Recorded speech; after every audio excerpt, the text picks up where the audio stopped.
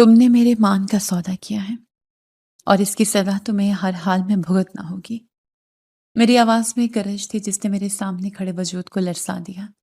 اس نے نظریں اٹھائیں تو ان میں ایک عجیب سی چمک تھی جو شکست کے باوجود کسی فتح کا اعلان کر رہی تھی۔ وقت بتائے گا کہ اصل مجرم کون ہے۔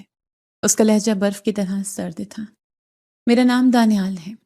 میں ایک انتہائی امیر اور بااثر گھرانے سے تعلق رکھتا ہوں۔ ہم 3 بہن بھائی ہیں۔ ابا کی بے پناہ جائیداد اور وسیع کاروبار کی بدولت زندگی میں کبھی کسی چیز کی کمی کا احساس تک نہیں ہوا۔ میری اماں کا ہمیشہ سے یہ خواب تھا کہ میں اعلیٰ تعلیم کے لیے بیرون ملک جاؤں۔ ان کی خواہش کا احترام کرتے ہوئے میں نے اپنی ڈگری باہر سے مکمل کی اور واپس اپنے ملک لوٹ آیا۔ بہن بھائیوں میں میرا نمبر سب سے پہلا ہے۔ مجھ سے چھوٹی بہن کی شادی ہو چکی ہے اور سب سے چھوٹا بھائی ابھی اپنی تعلیم مکمل کر رہا ہے۔ جب میں واپس آیا تو اماں نے روایتی ماؤں کی طرح میری شادی کی رٹ لگا لی۔ وہ چاہتی تھی کہ بس جلد از جلد میرے سر پر صحرا سج جائے۔ دانیال بیٹا، اب تم واپس آ گئے ہو تو میرا دل چاہتا ہے کہ اس گھر میں بہو آئے۔ اماں نے ایک شام چائے کا کپ میرے سامنے رکھتے ہوئے مدعا بیان کیا۔ ان کی آنکھوں میں امید چمک رہی تھی۔ اماں، ابھی مجھے شادی کی کوئی جلدی نہیں ہے۔ میں پہلے ابا کے ساتھ بزنس کو پوری طرح سمجھنا چاہتا ہوں اور اپنے پیروں پر مزید مضبوطی سے کھڑا ہونا چاہتا ہوں۔ میں نے چائے کا گھونٹ بھرتے ہوئے 2 ٹوک انداز میں جواب دیا۔ میں نے ابا کا کاروبار باقاعدہ طور پر سنبھال لیا اور دن رات محنت کر کے اسے مزید وسعت دینے لگا۔ میرا سارا دھیان کام پر تھا، لیکن اماں باز آنے والی نہیں تھی۔ وہ آئے دن کسی نہ کسی لڑکی کا تذکرہ چھیڑ دیتی۔ ایک دن تنگ آ کر میں نے اپنا فیصلہ انہیں سنا دیا۔ اماں، اگر آپ کو میری شادی کی اتنی ہی جلدی ہے تو میری ایک شرط ہے۔ میں نے صوفے کی پشت سے ٹیک لگاتے انتہائی سخت لہجے میں انہیں دیکھا۔ کیسی شرط بیٹا؟ تم جو کہو گے میں ویسے ہی لڑکی ڈھونڈ لاؤں گی۔ اماں کے چہرے پر خوشی کی لہر دوڑ گئی۔ مجھے ایک بالکل پاکیزہ لڑکی چاہیے، ایسی لڑکی جسے کبھی کسی غیر مرد نے آنکھ بھر کر دیکھا بھی نہ ہو۔ میں نے انتہائی سنجیدگی اور فیصلہ کن انداز میں اپنے الفاظ ادا کیے۔ میں نے بیرون ملک اور یہاں کی یونیورسٹیوں کے دورہ دیکھا تھا، وہاں کے آزاد ماحول کا مشاہدہ کیا تھا۔ میں خود کئی لڑکیوں کے ساتھ تعلق میں رہا تھا اور ان کے ساتھ وقت گزارا تھا۔ میں نے انہیں دھوکے بھی دیے تھے اور ان کے جذبات سے کھیلا بھی تھا۔ میرا ماننا تھا کہ جو لڑکیاں اتنی آسانی سے مجھ جیسے مردوں کی باتوں میں آ جاتی ہیں اور افیئرز چلاتی ہیں، وہ کبھی قابل بھروسہ نہیں ہو سکتی۔ میرے دل میں ہمیشہ سے یہ بات پتھر پر لکیر کی طرح بیٹھی ہوئی تھی کہ میری ہونے والی بیوی ان ماڈرن اور آزاد خیال لڑکیوں جیسی قطعاً نہیں ہوگی۔ مجھے اپنے لیے ایک بے داغ اور پاکیزہ کردار والی لڑکی درکار تھی۔ دانیال، یہ تم کیسی باتیں کر رہے ہو؟ آج کل کے دور میں ایسی لڑکی کہاں سے لاؤں جو دنیا سے بالکل کٹی ہوئی ہو؟ اماں نے کچھ پریشانی سے اپنے ماتھے پر ہاتھ رکھا۔ یہ آپ کا مسئلہ اماں۔ میں کسی ایسی لڑکی سے شادی نہیں کروں گا جس کا ماضی کسی بھی قسم کے داغ سے آلودہ ہو یا جو کسی کے ساتھ افیئر میں رہی ہو۔ اور ہاں، مجھے زیادہ پڑھی لکھی یا گھر سے باہر نکل کر نوکری کرنے والی عورت بھی نہیں چاہیے۔ مجھے ایک فرمانبردار اور صرف میرے لیے مخصوص عورت چاہیے۔ میں نے اپنا حتمی فیصلہ سنا کر بات ختم کر دی۔ اماں نے میری اس کڑی شرط کے باوجود ہار نہیں مانی۔ وہ بڑے بڑے گھرانوں اور اونچے خاندانوں سے رشتے لاتی رہیں۔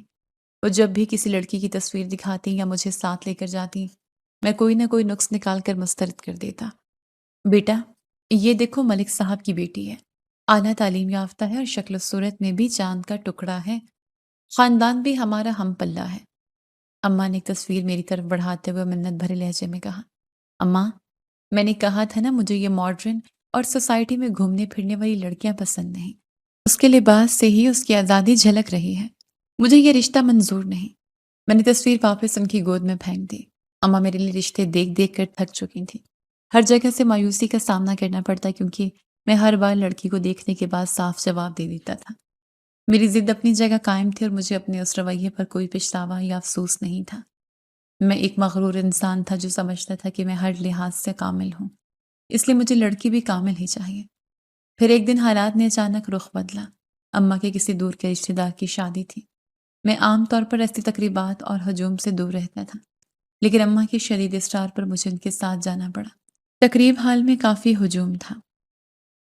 اونچی آواز میں موسیقی بج رہی تھی اور لوگ ادھر ادھر سے بے تکلفی سے گھوم پھر رہے تھے۔ میں ایک طرف کھڑا اس شور شرابے سے بیزار ہو رہا تھا کہ میری نظر ایک کونے میں بیٹھی لڑکی پر پڑی۔ وہ حال میں موجود تمام لڑکیوں سے بالکل مختلف تھی۔ باقی سب لڑکیاں بھاری لباس پہنے گلے میں دوپٹے لٹکائے بے باکی سے کہکے لگا رہی تھیں اور غیر محرم مردوں کے ساتھ گل مل کر باتیں کر رہی تھیں، لیکن وہ واحد لڑکی تھی جس نے سر پر نہایت سادگی سے دوپٹہ اوڑھ رکھا تھا۔ اس کی نظریں مستقل جھکی ہوئی تھیں اور وہ اس تمام ہنگامے اور خلافات سے بے نیاز ایک سائڈ پر سمٹی بیٹھی تھی۔ اس کے چہرے پر ایک عجیب سی معصومیت اور پاکیزگی تھی جس نے مجھے اپنی جگہ میخ کر دیا۔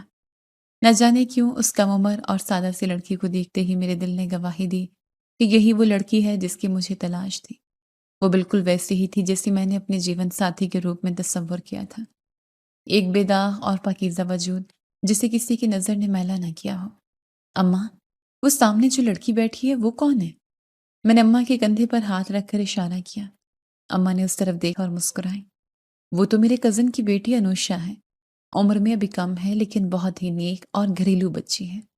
لیکن تم کیوں پوچھ رہے ہو؟ بس یوں ہی نظر پڑ گئی۔ میں نے بات ٹال دی، لیکن میری نظریں بار بار اس کی طرف اٹھ رہی تھیں۔ میں اگلے 2 دن تک اماں کے ساتھ اس شادی کے تمام فنکشنز میں باقاعدگی سے شریک ہوتا رہا۔ میرے اندر ایک عجیب سی بے چینی اور کشش پیدا ہو چکی تھی۔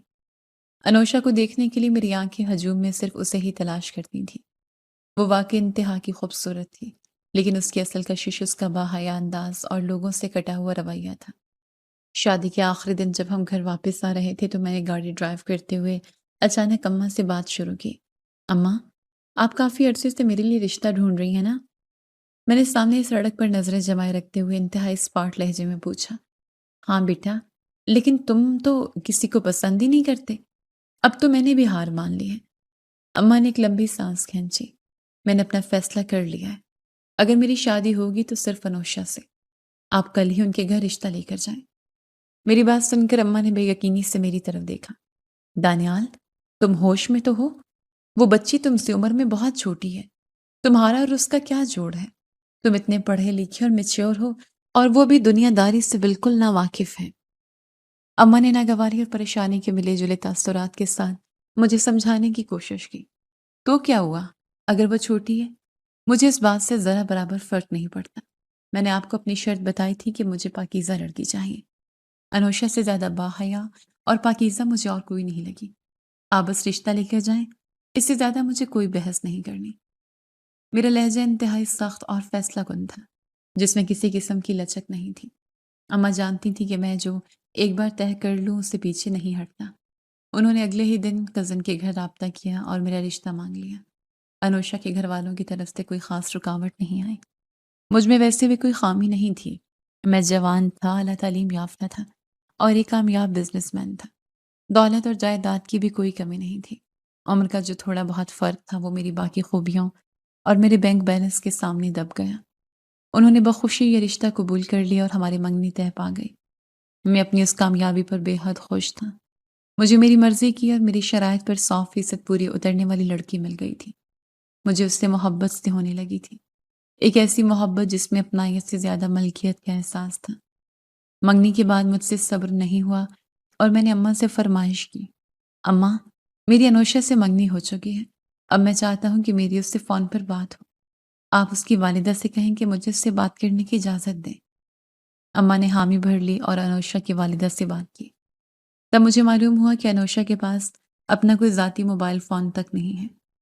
یہ جان کر میری خوشی اور غرور میں مزید اضافہ ہو گیا کہ وہ واقعی جدید دور کے خرافات سے دور ہے۔ میں نے اسی وقت بازار سے ایک مہنگا اور جدید ترین موبائل فون خریدا اور اسے گفٹ کے طور پر بھجوایا۔ لیکن شام کو جب اماں نے مجھے بتایا کہ انوشا نے وہ فون لینے سے صاف انکار کر دیا ہے تو میں حیران رہ گیا۔ اس نے فون کیوں نہیں لیا؟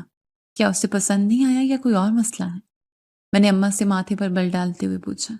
نہیں بیٹا، وہ کہتی ہے کہ جب تک نکاح اور رخصتی نہیں ہو جاتی وہ تم سے فون پر بات نہیں کرے گی، کیونکہ ابھی تم اس کے لیے نامحرم ہو۔ اماں نے انوشا کا جواب دہرایا۔ اس کا یہ جواب سن کر میرا غصہ فوراً ٹھنڈا ہو گیا۔ مجھے اس کی اس بات پر غصہ آنے کی بجائے فخر محسوس ہوا تھا۔ وہ میری منگیتر تھی، میرا اس پر حق تھا، لیکن وہ پھر بھی شرعی حدود کا کتنا سختی سے خیال رکھ رہی تھی۔ میری نظر میں اس کا مقام مزید بلند ہو گیا تھا۔ میں مسکرا دیا کہ میں نے واقعی ایک نایاب ہیرا چنا ہے، لیکن میری ضد بھی کم نہیں تھی۔ میں نے ہار نہیں مانی اور میں نے مسلسل درخواستیں کی اور اماں کے ذریعے دباؤ ڈالا کہ کم از کم دن میں ایک بار بات کرنے کی اجازت مل جائے۔ میرے بار بار اصرار پر آخرکار اس کے گھر والوں نے رضامندی دے دی اور ہماری فون پر بات چیت کا آغاز ہو گیا۔ فون پر جب میری اس سے پہلی بار بات ہوئی تو اس کی آواز میں ایک قدرتی سی گھبراہٹ اور حیا تھی۔ ہیلو، اس کی دھیمی اور لرزتی ہوئی آواز ابھری۔ کیسی ہو انوشا؟ میں نے اپنے لہجے کو پرسکون اور باوقار رکھتے ہوئے پوچھا۔ میں ٹھیک ہوں، آپ کیسے ہیں؟ اس نے انتہائی مختصر سا جواب دیا۔ میں نے ادھر ادھر کی فضول باتیں کیے بغیر سیدھا اصل مدعے پر آنے کا فیصلہ کیا۔ میرا رویہ سخت تھا کیونکہ میں کوئی غلط فہمی نہیں چھوڑنا چاہتا تھا۔ انوشا، میں تم سے ایک بات بالکل واضح کر دینا چاہتا ہوں۔ مجھے شروع سے ہی ایک پاکیزہ لڑکی کی تلاش تھی۔ میں اپنے رشتے میں کسی قسم کی شراکت، کسی بے ایمانی یا کسی داغ کو کسی صورت برداشت نہیں کر سکتا۔ میری بیوی کا ماضی اور حال بالکل شفاف ہونا چاہیے۔ مجھے تم اس لیے پسند آئی ہو کہ تم دوسروں سے الگ ہو۔ میں نے اپنا موقف پوری سختی سے اس کے سامنے رکھا۔ میں توقع کر رہا تھا کہ وہ میری اس بات پر گھبرا جائے گی یا خوفزدہ ہو کر کوئی صفائی دے گی، لیکن اس نے فون پر ایک پرسکون انداز میں جواب دیا۔ آپ کو خود پر اور اللہ پر یقین ہونا چاہیے۔ اللہ پاک نے قرآن پاک میں صاف فرمایا ہے کہ پاک مردوں کے لیے پاک عورتیں ہیں اور پاک عورتوں کے لیے پاک مرد۔ تو پھر آپ کو کس چیز کا ڈر ہے؟ اگر آپ پاکیزہ ہیں تو آپ کو پاکیزہ ساتھی ہی ملے گا۔ اس کا یہ دو ٹوک اور گہرا جواب سن کر میں چند لمحوں کے لیے بالکل دنگ رہ گیا۔ اس کم عمر لڑکی نے مجھے ایک ایسی دلیل دی تھی جس کا میرے پاس کوئی توڑ نہیں تھا۔ میں اندر سے جانتا تھا کہ میں خود پاکیزہ نہیں ہوں۔ میں نے کئی غلطیاں کی ہیں، لیکن میں نے اپنی خامیوں پر پردہ ڈال رکھا تھا۔ میں بوکھلاس سا گیا۔ میں نے اس کی بات کا کوئی جواب نہیں دیا اور سختی سے فون بند کر دیا۔ وقت گزرنے کے ساتھ ساتھ شادی کی تیاریاں عروج پر پہنچ گئیں۔ گھر میں گہما گہمی تھی، اماں کی خوشی دیدنی تھی۔ میں بھی اپنی زندگی کے اس نئے سفر کے لیے پرجوش تھا۔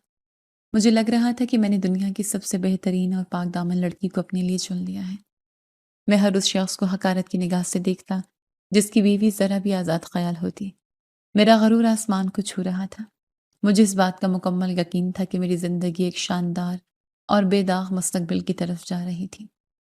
شادی کے دن بالآخر آ پہنچا تھا۔ گھر کا کونا کونا روشنیوں اور پھولوں سے سجا ہوا تھا، لیکن میرے اندر ایک عجیب سی سرد مہری اور غرور طاری تھا۔ میں نے اپنے کمرے کے قدادم آئینے کے سامنے کھڑے ہو کر اپنی شیروانی کے بٹن بند کیے اور اپنے عکس کا جائزہ لیا۔ میرے چہرے پر ایک فاتحانہ مسکراہٹ تھی۔ آج میں اس لڑکی کو اپنے نام کرنے جا رہا تھا جو میری کڑی شرطوں پر پوری اتری تھی۔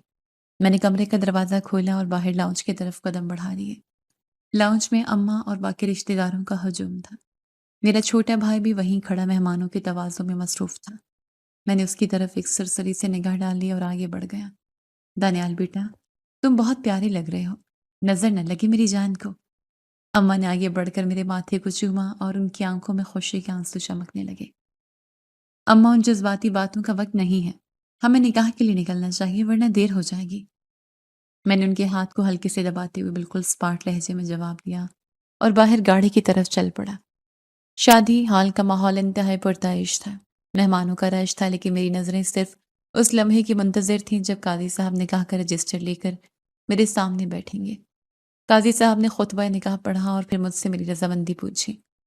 دانیال ولدیت فلانا، کیا آپ کو انوشا بنت فلانا حق مہر کے عوض نکاح میں قبول ہے؟ قاضی صاحب کی بھاری آواز حال میں گونجی۔ مجھے قبول ہے، میں نے انتہائی پر اعتماد اور بلند آواز میں جواب دیا، اور میری اس آواز میں میرا سارا غرور جھلک رہا تھا۔ نکاح کے کاغذات پر دستخط کرنے کے بعد میں نے گہری سانس لی۔ اب وہ باقاعدہ طور پر میری ملکیت بن چکی تھی۔ رخصتی کا وقت آیا تو انوشا اپنے باپ کے گلے لگ کر رو رہی تھی۔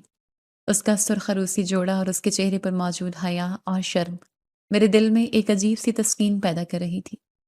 میں خاموشی سے ایک طرف کھڑا اس منظر کو دیکھتا رہا۔ مجھے اس کے رونے یا جذباتی ہونے سے کوئی خاص ہمدردی نہیں تھی، کیونکہ میری نظر میں یہ محض ایک رسم تھی۔ ہم گاڑی میں بیٹھے تو وہ میرے ساتھ والی سیٹ پر بالکل سمٹ کر بیٹھی تھی۔ اس کے رونے کی ہلکی ہلکی آواز گاڑی کے پرسکون ماحول میں ارتعاش پیدا کر رہی تھی۔ رونا بند کرو نوشا، اب تو میری بیوی ہو اور میرے گھر جا رہی ہو، یہ کوئی ماتم کا وقت نہیں ہے۔ میں نے اسٹیئرنگ وہیل پر گرفت مضبوط کرتے ہوئے سر درد و ٹوک لہجے میں اسے حکم دیا۔ اس نے میری بات سن کر فوراً اپنے آنسو صاف کیا اور رونے کی آواز کو اپنے حلق میں دبا لیا۔ اس کی یہ فرما برداری مجھے بہت پسند آئی۔ میں نے ایک نظر اس کے جھکے ہوئے سر پر ڈالی اور اپنی توجہ سامنے سڑک پر مرکوز کر دی۔ گھر پہنچنے پر روایتی رسمیں ادا کی گئیں और अम्मा ने उसे उसके कमरे में पहुंचा दिया। मैं लाउंज में सोफे पर बैठा मेहमानों के जाने का इंतजार कर रहा था। रात काफी बीत चुकी थी और घर में आहिस्ता आहिस्ता खामोशी छाने लगी थी। मेरा छोटा भाई मेरे पास आया और उसने मेरे कंधे पर हाथ रखा। भाईजान, बहुत बहुत मुबारक हो। आपकी जिंदगी का नया सफर शुरू हो रहा है। उसके लहजे में एक अजीब सी लड़खड़ाहट थी, जिसे मैंने उस वक्त थकावट समझकर नजरअंदाज कर दिया। शुक्रिया। तुम भी अब जाकर सो जाओ। काफी थक चुके हो। मैंने उसे सरसरी से जवाब दिया और अपनी जगह से उठ खड़ा हुआ। मैं अपने कमरे की तरफ जाने वाली राहदारी में कदम रख ही रहा था कि मेरी नज़र एक साइड टेबल पर पड़े हुए खाकी रंग के लिफाफे पर पड़ी। उस पर मेरा नाम जली हरूफ में लिखा था। मैंने रुक कर उस लिफाफे को उठा लिया।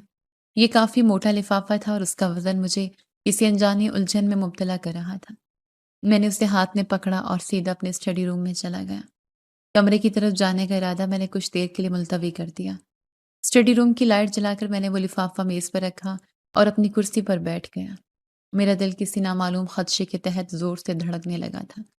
मैंने बेदर्दी से उस लिफाफे को फाड़ा और उसके अंदर मौजूद चीज़ें मेज़ पर उलट दी। अंदर से चंद रंगीन तस्वीरें और कागज़ के कुछ प्रिंट्स बाहर गिरे। मेरी नज़र सबसे पहले उन तस्वीरों पर पड़ी और मेरे पैरों तले ज़मीन निकल गई। ये तस्वीरें अनोशा की थीं। उन तस्वीरों में वो किसी गैर मर्द के साथ बेतकल्लुफ़ी से बैठी मुस्कुरा रही थी। उसका सर दुपट्टे से आज़ाद था और वो एक मॉडर्न और आज़ाद ख़याल लड़की लग रही थी। लड़के का चेहरा कुछ धुंधला था, लेकिन अनुषा का चेहरा बिल्कुल वाज़िह था। तस्वीरों का ज़ाविया और उनकी गुर्बत चीख-चीख कर उनके दरमियान मौजूद नाजायज़ ताल्लुक की गवाही दे रही थी। मेरा दिमाग सुन्न हो गया। मेरे माथे की रगें तन गईं और मेरी आंखों में खून उतर आया। मैंने कांपते हाथों से उन कागज़ के प्रिंट्स को उठाया। ये व्हाट्सएप चैट्स की स्क्रीनशॉट्स थे। उनमें होने वाली गुफ्तगू इतनी बेबाक और घटिया थी कि मेरे लिए एक-एक लफ्ज़ पढ़ना अज़ियतनाक हो रहा था। उन मैसेजेस में शादी से भागने और मुझे धोखा देने के मंसूबे बनाए गए थे। नहीं, ये नहीं हो सकता। ये झूठ है। मैंने गरजदार आवाज़ के साथ वो सारे कागज़ात मेज़ पर दे मारे। मेरा सांस तेज़ी से चलने लगा। मेरा गरूर, मेरी अना और मेरी वो शर्त जो मैंने पूरी दुनिया के सामने रखी थी, किरची-किरची होकर मेरे कदमों में बिखर गया कि मुझे पाकीज़ा लड़की चाहिए।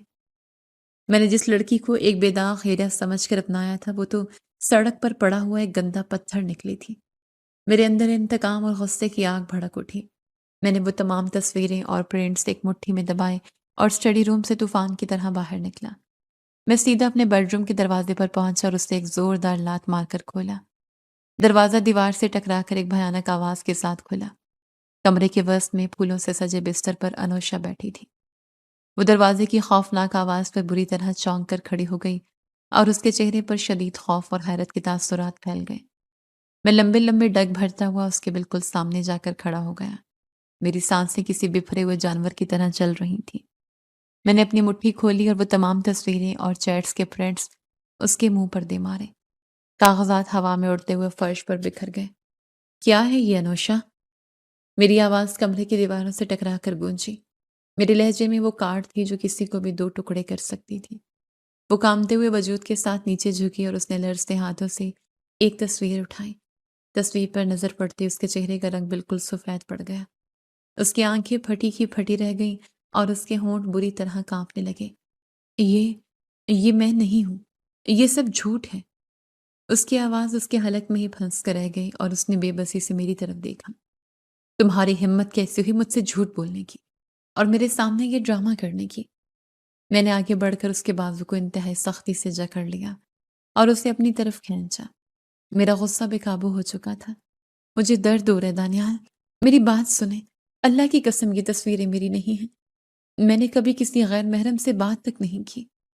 वो शिद्दत तकलीफ से कराहते हुए रो पड़ी और मेरी गिरफ्त से अपना बाजू छुड़ाने की नाकाम कोशिश करने लगी। तुम जैसी बदकिरदार और घटिया औरतों का यही तरीका होता है कि पहले गुनाह करती हो और फिर मगरमच्छ के आंसू बहाकर खुद को मजलूम साबित करने की कोशिश करती हो। मैंने तुमसे फ़ोन पर पहली बात यही की थी कि मुझे पाकीज़ा लड़की चाहिए और तुमने मुझसे कुरानी आयात का हवाला देकर झूठ बोला। तुमने मेरे मज़हब का भी मजाक उड़ाया। मैंने उसके बाजू को एक झटका देकर उसे बिस्तर पर धकेल दिया।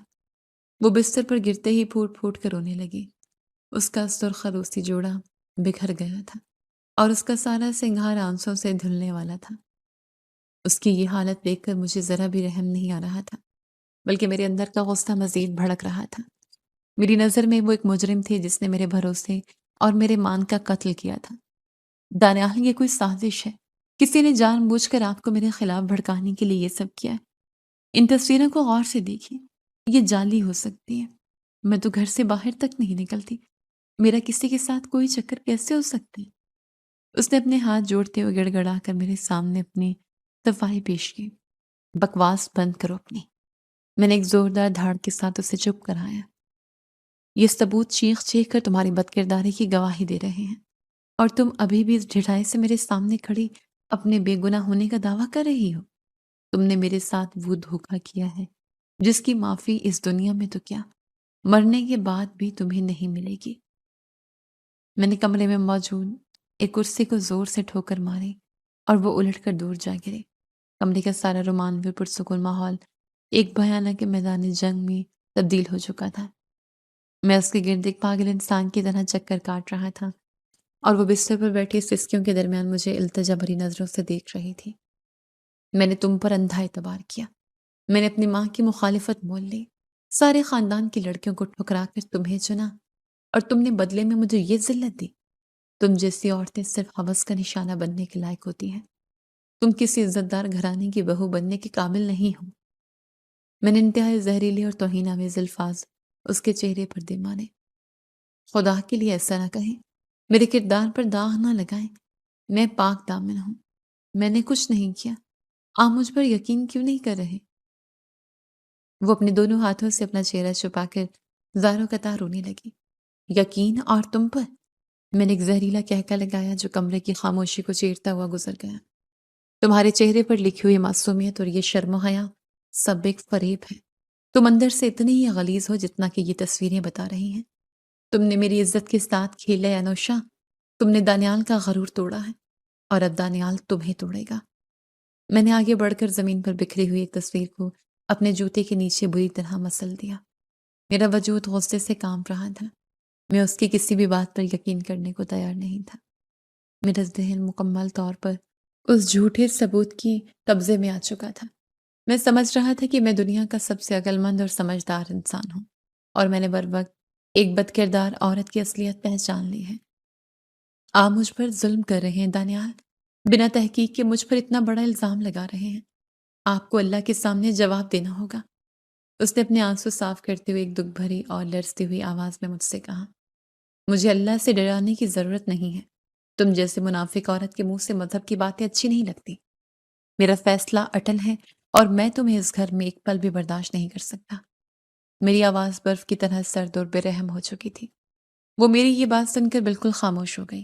اس کی آنکھوں میں اب آنسوں کی جگہ ایک شدید قسم کی ویرانی اور بے بسی اتر آئی تھی۔ وہ سمجھ چکی تھی کہ میرا ذہن زہر آلود ہو چکا ہے، اور میں اس کی کوئی بھی دلیل سننے کو تیار نہیں ہوں۔ کمرے میں ایک جان لیوا خاموشی چھا گئی، جسے صرف میری بھاری سانسوں کی آواز اور اس کی دبی دبی سسکیاں توڑ رہی تھیں۔ میں نے اس کی طرف ایک آخری حقارت بھری نظر ڈالی اور کمرے سے باہر جانے کے لیے مڑا۔ مجھے اس کی شکل دیکھ کر گھن آ رہی تھی۔ میں اپنے ہاتھوں سے اپنا ہی بسا ہوا گھر اجاڑنے جا رہا تھا، اور مجھے اس بات کا رتی برابر بھی افسوس نہیں تھا، کیونکہ میری نظر میں صرف اور صرف میری انا اور میرا غرور اہم تھا۔ میں نے دروازے کا ہینڈل پکڑا اور اسے ایک بار پھر سخت لہجے میں مخاطب کیا، اپنی حقیقت جان چکی ہو تو اب کسی معجزے کا انتظار مت کرنا۔ صبح ہوتے ہی میں تمہیں تمہارے اس نام نہاد معزز باپ کے گھر چھوڑ آؤں گا، اور انہیں بتاؤں گا کہ ان کی بیٹی نے میرے ساتھ کیا کھیل کھیلا ہے۔ میں نے یہ الفاظ اس پر پتھر کی طرح برسائے اور دروازہ کھول کر باہر نکل گیا۔ میں نے دروازہ باہر سے بند کر دیا اور راہداری میں کھڑا لمبی لمبی سانسیں لینے لگا۔ میرے اندر کا طوفان ابھی تھما نہیں تھا۔ میں سیدھا اپنے اسٹڈی روم کی طرف گیا، خود کو اندر بند کر لیا۔ میرا دماغ سائیں سائیں کر رہا تھا اور اپنے آپ کو اس دھوکے کی اذیت سے نکالنے کی ناکام کوشش کرتا رہا۔ مجھے لگ رہا تھا کہ جیسے ساری دنیا مجھ پر ہنس رہی ہو۔ مجھے محسوس ہو رہا تھا کہ میرا غرور خاک میں مل گیا ہے، اور اس سب کا ذمہ دار میں صرف اور صرف اس لڑکی کو ٹھہرا رہا تھا جو اس وقت میرے کمرے میں ٹھہری اپنی بربادی پر آنسو بہا رہی تھی۔ رات کا اندھیرا گہرا ہوتا جا رہا تھا، اور اس کے ساتھ ساتھ میرے دل میں موجود انوشا کے لیے نفرت بھی گہری ہوتی جا رہی تھی۔ میں نے فیصلہ کر لیا تھا کہ میں اس لڑکی کو اس کی اوقات یاد دلا کر رہوں گا۔ اسے اندازہ نہیں تھا کہ اس نے کس انسان سے دشمنی مول لی ہے۔ میں دانیال تھا اور میں کبھی کسی کو اپنے ساتھ دھوکہ کرنے کی اجازت نہیں دے سکتا تھا۔ میں نے اپنے ذہن کو مکمل طور پر بند کر لیا تھا اور اگلی صبح کے بھیانک منصوبے بنانے لگا تھا۔ اسٹڈی روم کی بند کھڑکی سے سورج کی پہلی کرن اندر داخل ہوئی تو میری سرخ اور جاگتی آنکھوں میں بری طرح چبھنے لگی۔ ساری رات میں نے اسی سرد کمرے میں ایک کرسی پر بیٹھ کر گزاری تھی اور میرے سامنے میز پر وہ منحوس تصویریں اور کاغذات بکھرے پڑے تھے۔ میرا غصہ رات بھر کی سوچوں اور اذیت سے کم ہونے کی بجائے مزید پختہ اور خطرناک ہو چکا تھا۔ میں نے ایک جھٹکے سے کرسی پیچھے دھکیلی اور کھڑا ہو گیا۔ میرے چہرے پر کسی قسم کی رحم یا ہمدردی کا کوئی نشان باقی نہیں تھا۔ میں نے اپنی انا اور غرور کی تسکین کے لیے فیصلہ کر لیا تھا کہ اس دھوکے کی سزا میں اس عورت کو ایسی دوں گا کہ وہ عمر بھر یاد رکھے گی۔ میں نے میز پر بکھرے ہوئے وہ تمام ثبوت ایک بار پھر اکٹھے کیے اور انہیں مضبوطی سے اپنی مٹھی میں دبا لیا۔ دروازہ کھول کر میں باہر لاؤنج میں آیا تو گھر میں صبح کی خاموشی چھائی ہوئی تھی۔ ملازم ابھی صفائی میں مصروف تھے۔ میری نظر سامنے سے آتی ہوئی اماں پر پڑی جو مجھے اس وقت اسٹڈی روم سے نکلتا دیکھ کر بری طرح ٹھٹک گئی تھیں۔ دانیال، تم اس وقت اسٹڈی روم سے آ رہے ہو اور تمہاری یہ حالت کیسی ہو رہی ہے؟ اماں نے تیزی سے میرے قریب آتے ہوئے انتہائی تشویش بھرے لہجے میں پوچھا۔ ان کی آنکھوں میں ایک ماں کی فطری فکر اور پریشانی عیاں تھی۔ آپ کی اس نام نہاد پاکیزہ اور معصوم بہو نے مجھے اسی قابل چھوڑا ہے کہ میں اپنا سر پیٹ لوں۔ میں نے انتہائی اسپاٹ اور زہریلی لہجے میں انہیں جواب دیا۔ میرے الفاظ میں چھپے ہوئے کاٹ نے اماں کو ایک دم پیچھے ہٹنے پر مجبور کر دیا۔ یہ تم کیسی باتیں کر رہے ہو دانیال؟ آج تمہاری شادی کی پہلی صبح ہے اور تم ایسی منحوس باتیں منہ سے نکال رہے ہو۔ اماں نے اپنے سینے پر ہاتھ رکھتے ہوئے قدرے ناراضگی اور صدمے سے کہا۔ ان کے چہرے پر ابھی تک کل رات والی خوشی کے آثار باقی تھے جو تیزی سے مٹ رہے تھے۔ یہ خوشیاں اور یہ رسمیں سب ایک ڈھونگ تھا ماں، جس کا پردہ کل رات ہی فاش ہو چکا ہے۔ میں نے اپنی مٹھی میں دبے ہوئے کاغذات ان کے سامنے لہراتے ہوئے بے رحمی سے کہا۔ میرا لہجہ اتنا بلند اور تلخ تھا کہ لاؤنج میں کھڑے ملازم بھی سہم کر پیچھے ہٹ گئے۔ کیا مطلب ہے تمہارا؟ صاف صاف بتاؤ، کیا ہوا ہے؟ انوشا کے ساتھ کوئی جھگڑا ہوا ہے تمہارا؟ اماں نے میرے ہاتھ سے وہ کاغذات چھیننے کی کوشش کرتے ہوئے لرزتی ہوئی آواز میں پوچھا۔ وہ پوری طرح گھبرا چکی تھی اور ان کے ہاتھ کانپ رہے تھے۔ اس نے میرے ساتھ وہ جھگڑا نہیں کیا بلکہ دھوکہ کیا ہے، جس کی معافی اس دنیا میں تو کیا آخرت میں بھی نہیں ملے گی۔ میں نے وہ کاغذات اور تصویریں اماں کے ہاتھ میں تھماتے ہوئے سرد مہری سے کہا۔ میری آنکھوں میں اس وقت صرف اور صرف انتقام کی آگ بھڑک رہی تھی۔ اماں نے کانپتے ہاتھوں سے وہ تصویریں دیکھی تو ان کے پیروں تلے سے زمین نکل گئی۔ ان کا چہرہ لمحوں میں کاغذ کی طرح سفید پڑ گیا اور وہ بے یقینی سے کبھی ان تصویروں کو دیکھتی اور کبھی میری طرف۔ یہ سب کیا ہے دانیال؟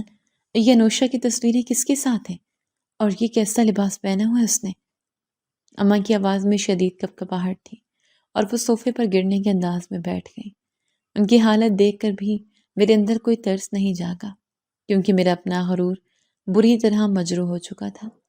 یہ آپ کی اس باحیا اور شرمیلی کزن کی بیٹی کا اصل چہرہ ہے جو اس نے ہم سب سے چھپا کر رکھا تھا۔ میں نے ان کے قریب کھڑے ہو کر انتہائی طنزیہ اور سخت لہجے میں کہا۔ میں اپنے ایک ایک لفظ سے اپنے اندر کی بھڑاس نکال رہا تھا۔ نہیں، ایسا نہیں ہو سکتا۔ وہ بچی تو گھر سے باہر قدم نہیں نکالتی تھی۔ یہ ضرور کسی کی شرارت ہے۔ اماں نے تصویروں کو جھٹلاتے ہوئے روحان سی آواز میں کہا۔ وہ ابھی بھی اس حقیقت کو ماننے سے انکاری تھی۔ حقائق کو جھٹلانے سے وہ بدل نہیں جاتے اماں۔ یہ ثبوت چیخ چیخ کر اس کی بدکرداری کی گواہی دے رہے ہیں اور میں کسی بدکردار عورت کو اپنے نام کے ساتھ جڑا ہوا برداشت نہیں کر سکتا۔ میں نے دو ٹوک انداز میں اپنا فیصلہ سناتے ہوئے ان کی امیدوں پر پانی پھیر دیا۔ میرا جسم غصے سے تن چکا تھا اور میں مزید کوئی بحث سننے کو تیار نہیں تھا۔ اسی دوران میرا چھوٹا بھائی اپنے کمرے سے باہر نکلا۔ لاؤنج میں میری بلند آواز اور اماں کے رونے کی آواز سن کر وہ تیزی سے ہماری طرف آیا۔ اس کے چہرے پر ایک مصنوعی سی حیرت اور پریشانی تھی۔ کیا ہوا بھائی جان؟ آپ اتنی صبح اتنا غصہ کیوں کر رہے ہیں؟ اور اماں، آپ کیوں رو رہی ہیں؟ اس نے میری اور اماں کی طرف باری باری دیکھتے ہوئے انتہائی معصومیت سے پوچھا۔ اس کی اس معصومیت کے پیچھے چھپا ہوا اصل چہرہ میری نظروں سے مکمل طور پر اوجھل تھا۔ تمہارے بھائی کی قسمت پھوٹ گئی ہے جو ایسی غلیظ عورت اس گھر میں دلہن بن کر آ گئی ہے۔ میں نے اپنے بھائی کے کندھے پر ہاتھ مارتے ہوئے انتہائی حقارت سے جواب دیا۔ میرا لہجہ اتنا تلخ تھا کہ اسے سننے والے کے کان جھنجھنا اٹھے۔ بھائی جان، آپ بھابھی کے بارے میں ایسا کیوں کہہ رہے ہیں؟ وہ تو بہت نیک اور شریف لگتی ہیں۔ اس نے نظریں جھکا کر انتہائی ہمدردی ظاہر کرتے ہوئے کہا۔ اس کی یہ ہمدردی میرے غصے کو مزید ہوا دے رہی تھی۔ یہ نیک اور شریف عورتوں کے کرتوت نہیں ہوتے جو اس نے کیے ہیں۔ یہ ثبوت دیکھو اور خود فیصلہ کرو۔ میں نے اماں کے ہاتھ سے وہ تصویریں چھین کر اپنے بھائی کے سامنے کر دی۔ میں چاہتا تھا کہ گھر کا ہر فرد اس عورت کی حقیقت جان لے۔ میرے بھائی نے وہ تصویریں ہاتھوں میں لیں اور ان پر ایک گہری نظر ڈالی۔ اس کے چہرے پر حیرت اور دکھ کے تاثرات ابھرے، لیکن اس کی آنکھوں میں ایک عجیب سی چمک تھی جسے میں اس وقت پڑھنے میں مکمل ناکام رہا۔ یہ تو واقعی بہت افسوسناک ہے بھائی جان۔ مجھے تو یقین ہی نہیں آ رہا کہ بھابھی ایسی ہو سکتی ہیں۔ اس نے ایک لمبی سانس کھینچتے انتہائی دکھ بھرے لہجے میں کہا۔ اس کے ان الفاظ نے میرے یقین کو مزید پختہ کر دیا کہ میں بالکل ٹھیک سوچ رہا ہوں۔ یقین تو مجھے بھی نہیں آ رہا تھا، لیکن اب یہ ننگی حقیقت میرے سامنے ہے اور میں اسے ایک پل بھی اس گھر میں برداشت نہیں کروں گا۔ میں نے اپنا اب حتمی فیصلہ سناتے ہوئے اپنا رخ اپنے بیڈ روم کی طرف موڑ لیا۔ میرے قدموں میں ایک عجیب سی تیزی اور سختی تھی۔ میں لمبے لمبے ڈگ بھرتا ہوا اپنے بیڈ روم کے دروازے پر پہنچا اور اسے بنا دستک دیے دھکے سے کھول دیا۔ کمرے کا منظر کل رات جیسا ہی تھا۔ وہ بستر سے نیچے فرش پر بیٹھی تھی اور اس نے اپنا سر بیڈ کی سائڈ سے ٹکا رکھا تھا۔ اس کی آنکھیں رو رو کر سوج چکی تھیں اور وہ مسلسل کانپ رہی تھی۔ دروازے کی زوردار آواز سن کر اس نے گھبرا کر سر اٹھایا۔ تم ابھی تک یہاں بیٹھی ہو؟ میں نے تم سے کہا تھا کہ صبح ہوتے ہی اپنا سامان باندھ لینا۔ مجھے تمہاری شکل سے بھی گھن آ رہی ہے۔ میں نے کمرے میں داخل ہوتی اس پر لفظوں کے تیر برسانا شروع کر دیے۔ میری آواز سن کر وہ تیزی سے اپنی جگہ سے اٹھی، لیکن کمزوری کے باعث لڑکھڑا گئی۔ دانیال، خدا نہ میری بات سنے، مجھ پر رحم کریں۔ میں نے کوئی گناہ نہیں کیا۔ یہ سب کسی نے مجھے بدنام کرنے کے لیے کیا ہے۔ اس نے میرے قریب آ کر اپنے دونوں ہاتھ جوڑتے ہوئے روتے ہوئے التجائیہ لہجے میں کہا۔ اس کی التجا اور اس کے آنسو میرے پتھر دل پر کوئی اثر نہیں کر رہے تھے۔ رحم اور تم جیسی عورت پر؟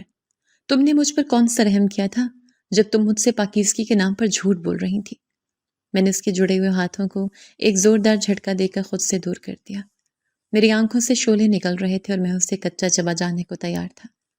میں نے کوئی جھوٹ نہیں بولا۔ میں پاکیزہ ہوں۔ میری روح اور میرا جسم دونوں پاک ہیں۔ آپ کسی اور کے بچھائے ہوئے جال میں پھنس رہے ہیں۔ وہ زمین پر گرنے کے باوجود وہیں سے مجھے اپنی سچائی کا یقین دلانے کی کوشش کر رہی تھی۔ اس کے لہجے میں ایک عجیب سا درد اور بے بسی تھی جسے میں نے مکمل طور پر نظر انداز کر دیا۔ تمہاری زبان سے یہ پاکیزگی کا لفظ سن کر مجھے متلی ہونے لگتی ہے۔ اپنے منہ سے یہ جھوٹے دعوے کرنا بند کرو اور اپنی اوقات تسلیم کرو۔ میں نے اس کی طرف جھک کر انتہائی زہریلے اور توہین آمیز انداز میں اس کی آنکھوں میں آنکھیں ڈال کر کہا۔ میں اسے ہر لحاظ سے توڑنا اور ذلیل کرنا چاہتا تھا۔ آپ مجھے قتل کر دیں دانیال، لیکن مجھ پر یہ تہمت نہ لگائیں۔ یہ داغ میری زندگی برباد کر دے گا۔ میں اپنے ماں باپ کو کیا منہ دکھاؤں گی؟ اس نے اپنے آنسوں سے بھیگا ہوا چہرہ اپنے ہاتھوں میں چھپاتے ہوئے ایک دل خراش چیخ ماری۔ اس کی یہ چیخ کمرے کی دیواروں سے ٹکرا کر واپس مجھ تک آئی، لیکن مجھ پر اس کا کوئی اثر نہیں ہوا۔ تمہیں اپنے ماں باپ کی عزت کا خیال اس وقت کیوں نہیں آیا جب تم غیر مردوں کے ساتھ بے شرمی سے تصویریں بنوا رہی تھی؟ میں نے کمرے کی الماری کھولی اور اس کا ایک سوٹ نکال کر اس کے منہ پر مارا۔ میرا ہر عمل اس کے لیے ایک نئی اذیت لے کر آ رہا تھا۔ یہ تصویریں میری نہیں ہیں، کوئی مجھ سے بدلہ لے رہا ہے۔ آپ ایک بار ان کی تحقیق کروا لیں، آپ کو سچائی کا پتہ چل جائے گا۔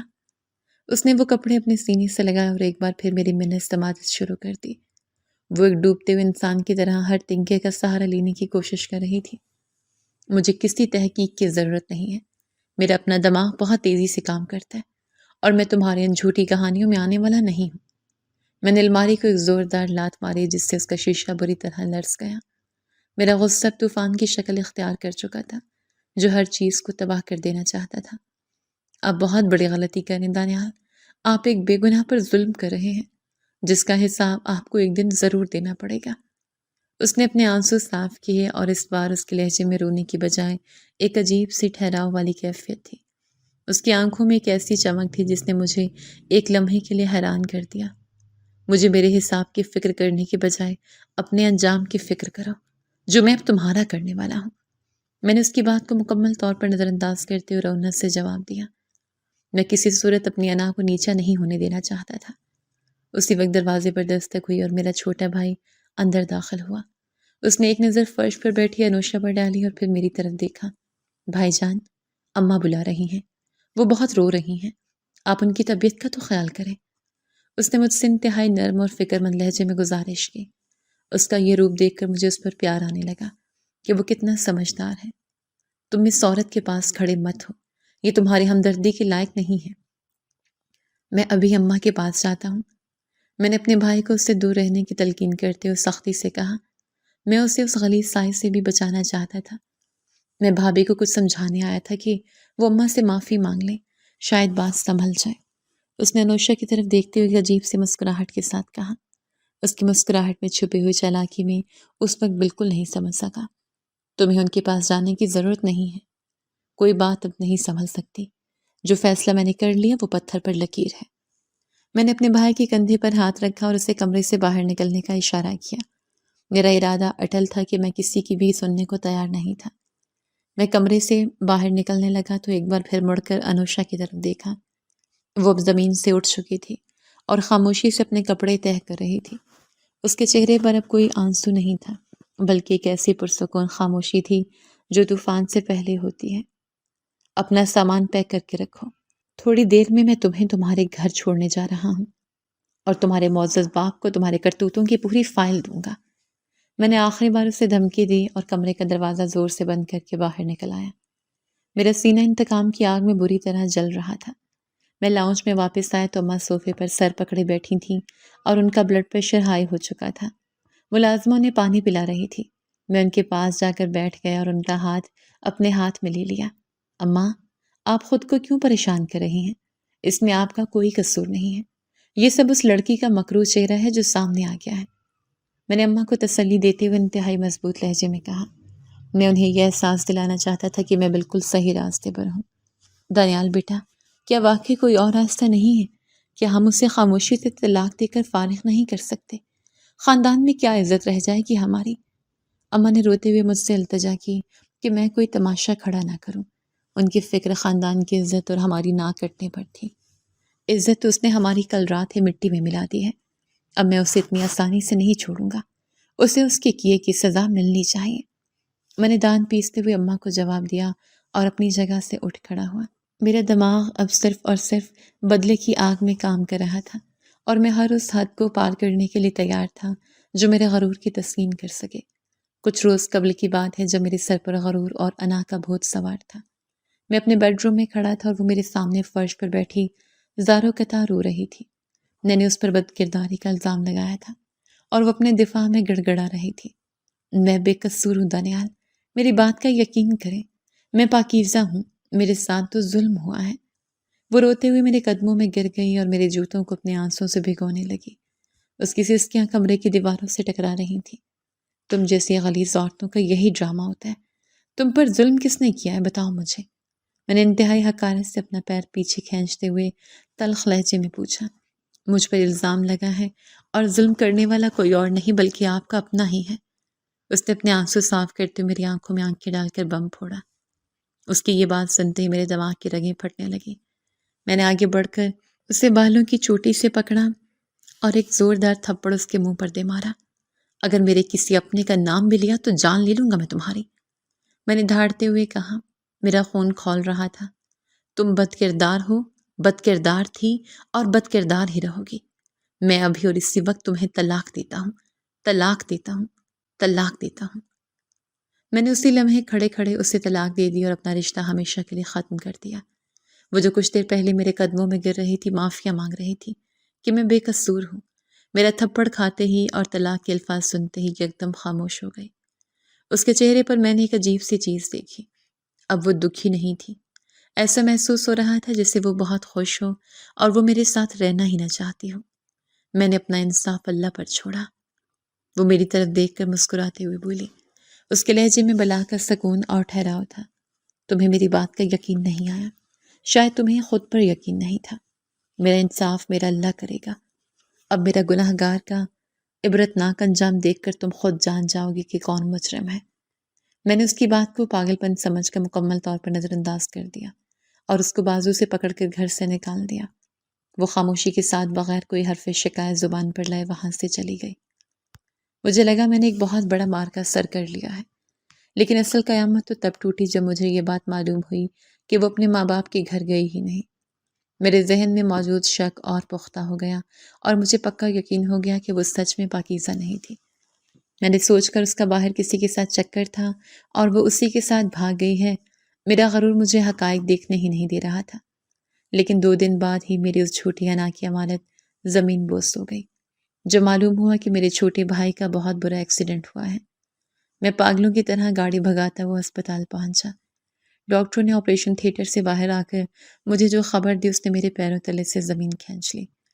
میرا جوان بھائی ایک ٹانگ سے معذور ہونے کے ساتھ ساتھ ہمیشہ کے لیے باپ بننے کی صلاحیت بھی کھو بیٹھا تھا۔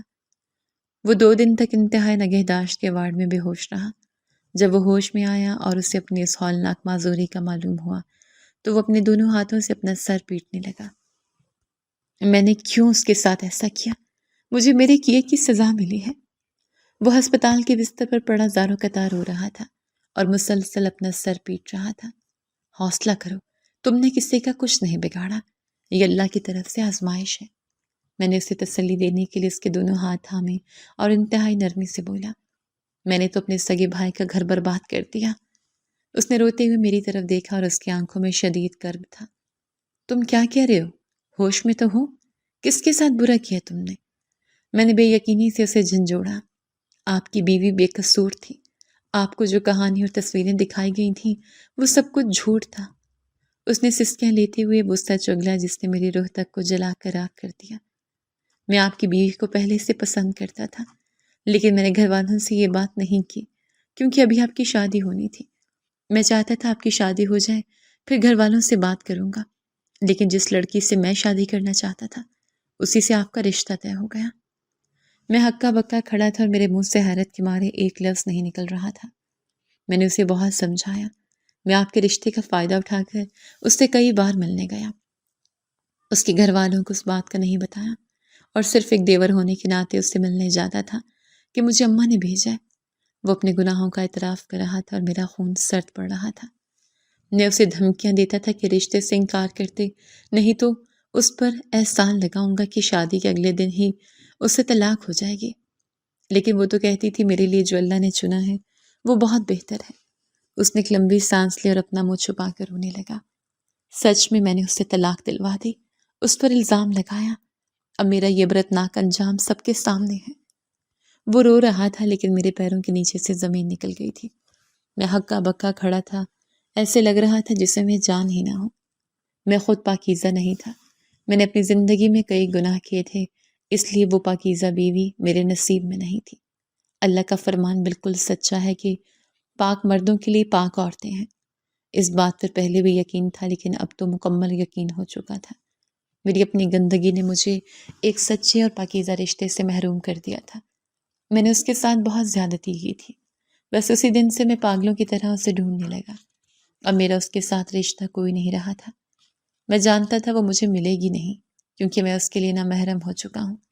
میں نے اسے طلاق دے کر اس پر تمام دروازے بند کر دیے تھے، لیکن پھر بھی میرا دل چاہتا تھا کہ میں ایک دفعہ اس کے قدموں میں گر کر معافی مانگ لوں۔ اس کے گھر والے بھی اسے در بدر ڈھونڈ رہے تھے۔ انہوں نے مجھ پر میری زیادتیوں کی وجہ سے کیس درج کروا دیا تھا، لیکن میرے پاس پیسہ بہت تھا۔ اس پیسے کے بل بوتے پر میں ایک دن بھی جیل نہ گیا، لیکن میرا ضمیر میرے ساتھ دن رات ملامت کر رہا تھا۔ میں اندر سے ایک زندہ لاش بن چکا تھا۔ بہت دیر اور تھکا دینے والی تلاش کے بعد وہ مجھے شہر کے ایک دارالامان سے ملے۔ میں اس کے سامنے ایک مجرم کی طرح سر جھکائے کھڑا تھا۔ مجھے معاف کر دو نوشا، مجھ سے بہت بڑی خطا ہو گئی۔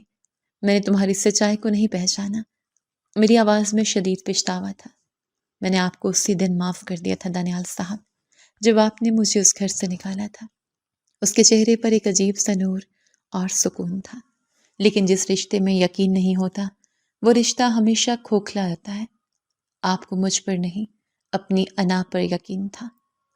اس کے ان چند الفاظ نے میرے وجود کو ٹکڑے ٹکڑے کر دیا۔ میں نے جان لیا تھا کہ بد کرداری کا الزام صرف ایک لفظ نہیں ہوتا، یہ کسی کی پوری زندگی تباہ کر دیتا ہے۔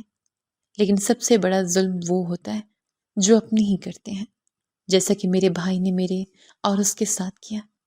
آج وہ ایک مضبوط عورت بن چکی تھی، جس نے دنیا کی تلخیوں کا اکیلے سامنا کیا تھا، لیکن میں اندر تک ٹوٹ چکا تھا۔ اس کے بعد میں نے ابھی تک شادی نہیں کی، کیونکہ میں کسی پاکیزہ لڑکی کے قابل ہی نہیں ہوں۔ انسان جب دوسروں پر کیچڑ اچھالتا ہے اور اپنی انا کی تسکین کے لیے رشتے توڑتا ہے، تو قدرت اس سے وہ نعمتیں چھین لیتی ہے جن کا وہ کبھی حقدار نہیں ہوتا۔